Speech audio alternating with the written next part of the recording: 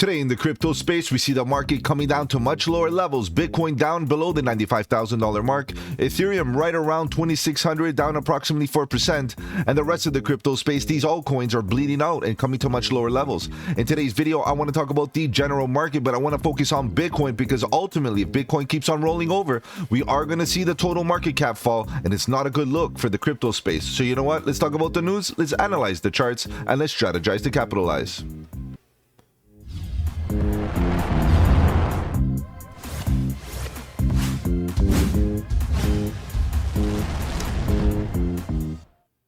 Welcome to the channel. My name is Mike, and let's get right into it, guys. If you're new to the channel, welcome on the channel. We talk about cryptocurrency, Bitcoin, Ethereum, and all the altcoins, looking for opportunity. Whether we go up or down, bearish or bullish, it doesn't matter. All we want to do is stay one step ahead of the market so that we can capitalize on any of the volatility. And if you appreciate the strategy, subscribe to the channel, click the bell so you don't miss out on any of my future videos, including the live streams at 8 p.m. EST, where we talk about crypto news and price action. Guys, if you want to follow me on the socials, the links are in the description. Better yet, guys, join the Discord. The Discord is where it's at. Lots of good alpha, trade setups, fundamentals, and learning material. The best part is it's absolutely free. All right, guys, let's begin. Let's see what's going on here. Obviously, Bitcoin potentially getting oversold on the daily. That's the next target, guys. I've been mentioning that we have to be very, very cognizant of the fact that the daily time frame might be looking for a massive reset. And obviously, this is what we've seen right now. A lot of negativity. We know that Bitcoin's strength in this market is definitely there. If Bitcoin rolls over and Bitcoin falls, we're seeing risk on assets fall, and we're seeing that the total market cap is obviously going to fall as well, because of course Bitcoin is a large cap, and even a 1.7% dip is quite a bit with regards to market cap, right? We know that, you know, the market cap on Bitcoin is large. However, what's more important here to me is that we see an increasing in trading volume. You know, volume increasing as we do get that sell pressure, it means that there's a market consensus on this dip. Not a good look, guys, definitely. And it doesn't help that Solana, being one of the larger caps in the last little while, is rolling over based on a bit of FUD. You know, it's a combination of things. Just a quick recap for those of you guys that are just, you know, tuning into the Solana narrative. Obviously, meme coins have been taking a bit of a hit lately. You know, we've been noticing that meme coins have been, you know, basically corrupting our markets, and we have been seeing a lot of pump and dumps and scams and so on and so forth. And because of this, and in the recent events, because of this, we've seen Solana basically take a bit of heat, you know, a little bit of FUD. You know, people are blaming the Solana chain. For some reason, it's Solana's fault that, you know, it has meme coins on it. The reality is, I think that that's not the case. I think that Solana's tech is still as it was. I'm not saying it's the best, and I'm not saying it's the worst, but what I'm saying is nothing has changed for Solana as a L1, okay, as a smart contract platform. So the reality is, maybe it's taking a short-term hit through association to the meme coins, but we have to understand the same way Binance Smart Chain was associated to meme coins in the past and previous cycle, and we had many other layers of FUD and other narratives. You know, if you guys remember the DeFi days of the food coins and all of that, food DeFi and all of that, that was also a level of FUD and scams and all of this. The reality is we go through this every once in a while, and guess what? We persevere, we move on, we strengthen, and ultimately we survive. And I do feel like Solana right now might be taking a hit a little bit more than usual, or a little bit more than others. But the reality is, I think Solana will survive. Let's scrape through the top 100, and then we'll jump right into Bitcoin, guys, because I feel like we need to focus on Bitcoin today. Ultimately, what's going on with Bitcoin? It's not exclusive. This dip is not exclusive to Solana or to even Bitcoin for that matter, or to any other project that you see rolling over. It's not exclusive. This is a market-wide dip based on total market cap falling. You know, the overall industry right now is falling over, and as you can see, we have some gainers as well. You know, broccoli, more meme coins, guys, more meme coins. Stop with the meme coins. Stop with the meme coins, guys. It's the best thing to do at the current moment. Cool off with the meme coins because they're causing a bit of trouble, and you don't want to be caught in trouble, right? So as you can see, Bitcoin's rolling over, so is Ethereum, and we know that as we go down the risk curve, we're going to expect more of a rollover. Obviously, more risk on, more of a dip, and more red. And as you can see, Solana right now is down approximately 7.6%. BNB is also down 4%. Okay, actually, BNB, structurally speaking, is still doing okay. I do expect more of a sell-off, but this is not exclusive to BNB. This is a market-wide sell-off. But BNB holding up at with a 4% dip, while the rest of the space, in fact, is dipping more. Is for me, it's a sign of strength, regardless. And the BNB narrative is definitely picking up with Cake. On-chain is doing very well with all the transactions. Pancake Swap, that is. So think about it like that. Being positive where the positivity is due is not a bad idea. And if your narrative is that Solana is going to keep on rolling over, I understand that. I definitely do. Through association, there is negativity, and we can see Sol down approximately 7.7%. But XRP is down almost 6%. We have Cardano down almost 7%. So, and we know that these projects don't really have much to do with meme coins. So what is their excuse? Well, guess what? There is no excuse. The reality is that the market is coming down altogether. We have Chainlink down 8.3%. What does this have to do with meme coins? The reality is, yes, it's a market-wide dip. And we know that Solana is cleansing this market of meme coins.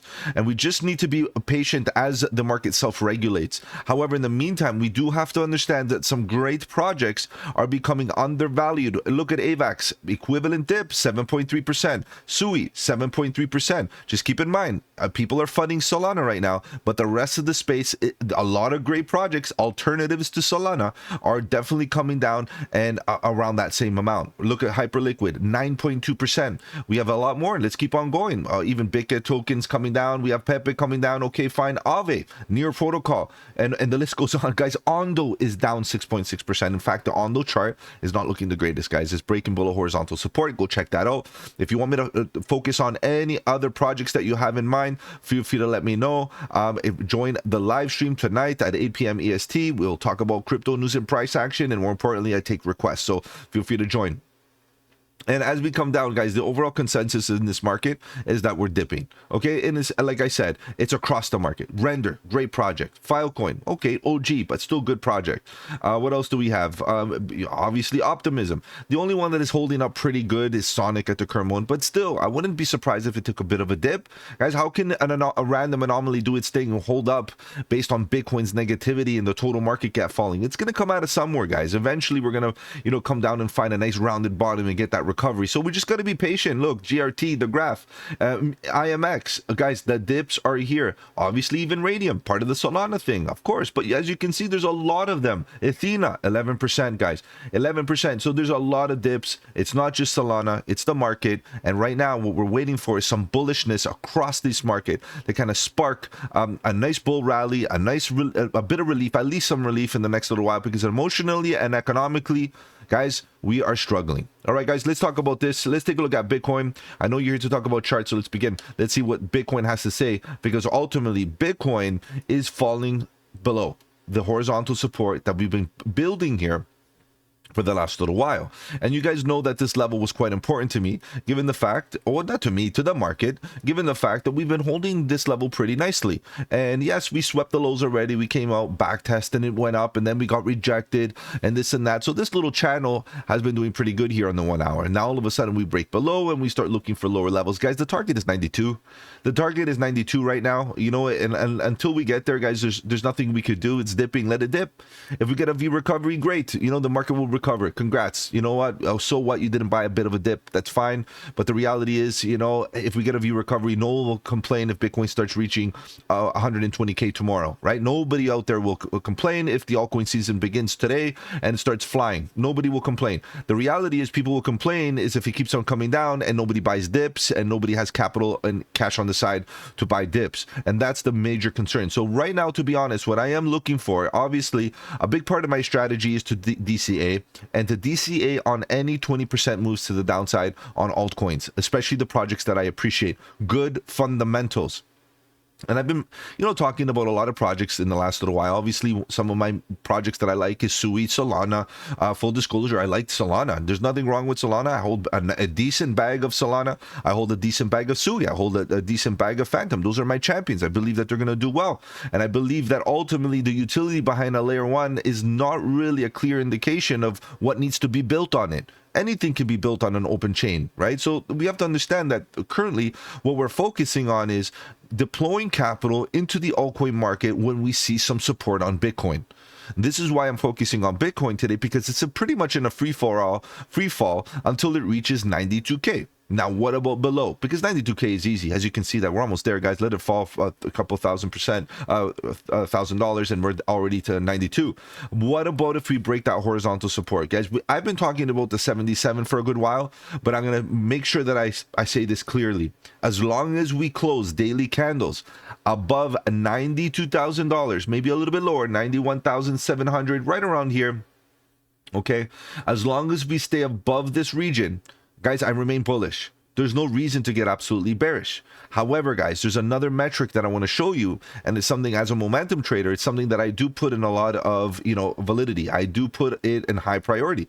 While I'm here, I'm going to say, you know what, it's time to get rid of this yellow box. That was a yellow box that we used prior to this level where we accumulated and we got that nice rally. It was a very good move, a very profitable move. I'm also concerned about this node of volume, but I'm not going to keep this horizontal in there just for that. Okay, and I'm almost feeling that I should get rid of this one because at this point it broke down, so it's done. Maybe I'll keep it, but I'll make it thinner so my charts don't look that much of a mess. And if we get back above, great. And if we don't, guys, we're coming down to 92, as I mentioned, and then we're coming down to this level. We're 92, below 92.86. We're looking for support desperately, and then we start to see a diminishing amount of volume, which means that there's very little support below because we have a volume gap. You know, the fair value gap is one of which we see price kind of like fly right through. There's no support here. The next level where we might hold support is at the next node of volume, which you can see is right here, which would take us down to about $70,000, $72,000 right around here. And then the question is, how much of this liquidity can we hunt? Can we chip away at this horizontal and maybe come down to the point of control? Maybe we come down here. Who knows how low we go? We want the charts to give us an entry. We want a fat rounded bottom. That's what we want. We want to find a structure that suggests that we are holding support. So let me show you what I mean. It could be here. Why not? We could W out here and get a nice bounce and move to the upside. Why not? Continuation to the upside. We could break below 92, sure, and then come down to this level. And last line in the sand, you can see that we get a volume gap right into here. It could be a critical level to hold support, and sometimes it does. And I would entertain a long position or an accumulation right into this level, especially if we start seeing the 200 daily creep up and act as support as well, which is the orange line, the 200 daily EMA. I would entertain that, but give it to me. Give me that rounded bottom. Give me the inverse head and shoulder, the cup and handle. Give me some bullish divergence. Give me a signal, and then I'm interested. Then we're talking about what about if we don't hold? Maybe a bounce, dead cat bounce, so we come back down, fly through the volume gap because of the lack of support. Just keep in mind that we could also form a structure within the volume gap, which means that we could even get some support right into here. I'll entertain that, but again, we need the structure. But I put a lot more emphasis right around here. Why? Because this is where we started to entertain, these emotions of these individuals that started accumulating in this range. And you can see the volume starts to pick up here. And then we start to ask ourselves, could we form a nice structure to start pivoting to the upside as we come down to these levels? Guys, of course, it all can be done. So I know what you're probably thinking. You're probably thinking, Mike, but you're just telling me, which levels it could come down to. But that's the game of probability that we're here. We're playing with games of probability. The only thing that I can say is that the probability of a reversal upon a retracement or a dip like this is basically dependent on what kind of structure we get at these levels. I will increase my bullishness as I get confirmations of a reversal. At this current moment, even on the lower time frames, or even if we stay here on the daily, there's no indication that we're done dripping down for today. None whatsoever. Look at this. We're just dripping. Okay, we got a bit of a buy up in the last bit. Let's go on lower time frames. Before we go on lower time frames, let me just quickly show you the oscillators to conclude the thesis on the daily. The thesis on the daily is still bearish until proven otherwise. Now, like I said, I would like to see support at 92. That would be great. If not, we're coming down, and let's be prepared. Now, what bothers me is this: the daily momentum. The daily momentum started off very bullish, and you can see that we went up here, down here. We hung out in the chop zone a little bit. It was great. We got into some trades on some altcoins. Some of them did well. Some of them stopped us out. Some of them, you know, caused us to lose a little capital. That's the name of the game for trading. But ultimately, once we took this coffee break in the chop zone, the reality is that most often than not, we get eventually a continuation where we come down and reset. And now it looks like we're trying to see that the daily on the Bitcoin price wants to get oversold and get fully reset. And that's what I would be waiting for, guys, before you take major risk. You can see the expansion right into here is coming down pretty hot. As you can see, no sign of a reversal just yet. So I would say this, guys, until the daily is oversold, you taking risk to go long. Okay, and if you plan on taking the risk, that's fine. That's totally fine. But you have to do it on lower time frames, and you have to trade only that time frame. If you get in on the 1 hour or the 4 hour or the 8 hour or the 12 hour, you get out on those time frames. Get in and get out on the same time frame, and be a ninja. Be quick, because the daily is going against you at this current moment, right? And that's if you're going long. To be honest, there's a short bias, but are we going to short this market, guys? You know, I like shorting. I don't mind shorting. In fact, I did get into a few shorts earlier on this week. That's fine. Obviously not as much as I wish I've done, because obviously hindsight is 2020. But ultimately, the way we see even the trend oscillator, EMAs are facing down. Red histogram bars, expansions still here. The EMAs, and the way this thing looks, it looks like it wants to continue in the bearish control zone on the daily. The daily is looking weak. Now, with that being said, guys, we also can entertain a higher time frame. I rarely get into higher time frames, so I'm going to do that with you guys, and then we'll jump down to the 4 hour. Okay, higher time frames, the weekly. The reason why I'm bringing up the weekly, because I have been seeing a lot of individuals talk about the EMA cross on the MACD, and you can see that the trend oscillator at the current moment did get its EMA cross. And I understand that's bearish, and in the past it has been bearish, but it's not that bearish. The reality is, once we got this EMA cross right here, yeah, we got a bit of a dip, but what's more important is the structure that it produced. It was just a retracement, and it was the best time to accumulate. And if you guys recall the videos that I was making into here, guys, I caught these bottoms like a champion, and in fact, I caught the back test like a champion, and I rolled this all the way up with all the altcoins and made a killing. Right? The reality is that if we do get an EMA cross on the weekly, it's time to get game on. It's time to get offensive. It's time to look for opportunities to accumulate at the right horizontal levels. I'm not saying right now, but as soon as we start to see an EMA cross to the upside, hopefully by then we're fully deployed. Hopefully by then we have a thesis. Hopefully by then we have a watch list. Hopefully by then we built bags. Hopefully by then we have full conviction that we're going to get another leg up. So right now it's time to build. Right now it's time to study. Right now it's time to prepare for the next leg up. So this is why I'm bringing this up. I know this is bearish, but we are in the bullish control zone. It's not like we're down here in the bearish control zone. We got an EMA cross like right here to the downside. We are in the bullish control zone in an uptrend. Okay, on the weekly. It's still very valid, and I can see the divergence. I get it right here and here. But we can get a triple drive of bearish divergence, and in fact we can even invalidate this divergence by making a higher high even on the trend and on the oscillators. Okay, so just understand that there's a lot of possibility here, and I understand that the daily is not looking the greatest, but we have to keep things in check. Right now, let's focus on the daily and maybe the 4 hour. So the 4 hour lower time frames, let me just kind of zoom in here so we can see exactly what's happening with this structure. You can see that the structure is being tested, and bit by bit these wicks are being filled, and I feel like we're going to come down to 92, and you can see that the 4 hour is already oversold. It just entered it. Okay, just got there. Okay, so let it take off its shoes, let it stay a while, let it get comfortable, let it warm up a bit, you know, and you know, let it hang out, take a coffee break down here, and then eventually we will reverse, and we'll find some divergence. We'll find a reason to get bullish. Right now it's the time to expect a reversal. However, we know that we can stay overbought for a little bit, and in oversold, and in oversold conditions, this is where we get the majority of the dip. Look at this full reset, overbought to oversold. Beautiful. We came here, we're here. So be patient, guys, because this could be the time where we could be deploying our last bit of capital to expect a reversal. I don't like the way this looks. I don't like the fact that the EMAs are facing down and that we're in the bearish control zone right now in the 4 hour. Look at that. That's bearish. I don't like it. So I want to see better conditions here, and ultimately I would like to see a full-on reversal. And again, based on what's happening on the daily, I wouldn't be surprised. Let me just get this out of the way here quick. I wouldn't be surprised if the momentum and the volatility, which is the orange line, okay, this one right here, hangs out in the oversold state all the way down here and hangs out here for a little bit, like it does sometimes, right? It sometimes hangs out for a little bit until the daily, again, back to the daily, gets its full reset in oversold conditions. Okay, I wouldn't be surprised. And that could mean maybe coming down to 92.